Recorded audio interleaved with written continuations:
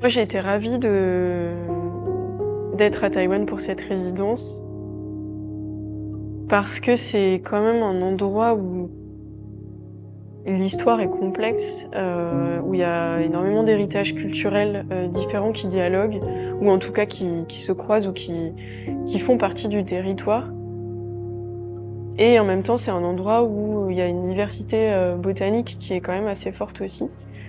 Donc c'était vraiment, c'est de toute façon, j'avais aucun doute sur le fait que ce serait inspirant, peu importe, le contenu de ce qu'on allait faire pendant la résidence.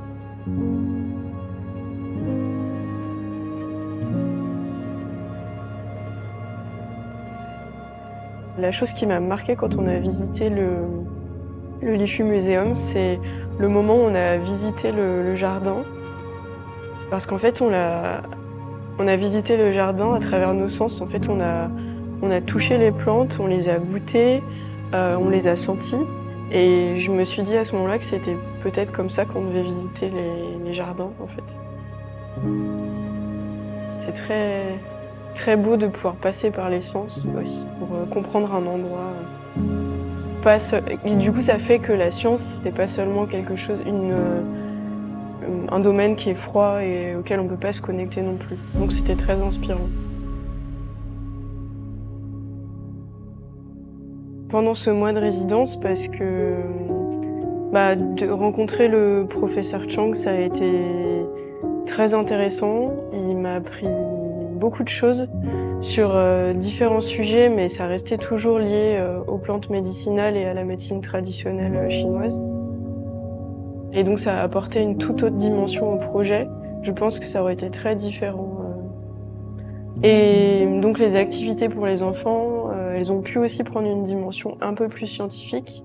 Et on a pu travailler en collaboration concrète. Donc ça, c'était vraiment un plaisir.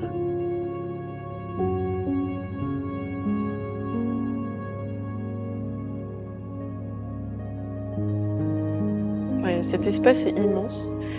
Donc déjà, ça donne une autre respiration au travail. On se sent moins écrasé dans un tout petit espace. Là, par exemple, j'ai pu avoir le plaisir de faire une mind map sur un mur entier. Et l'équipe était très disponible.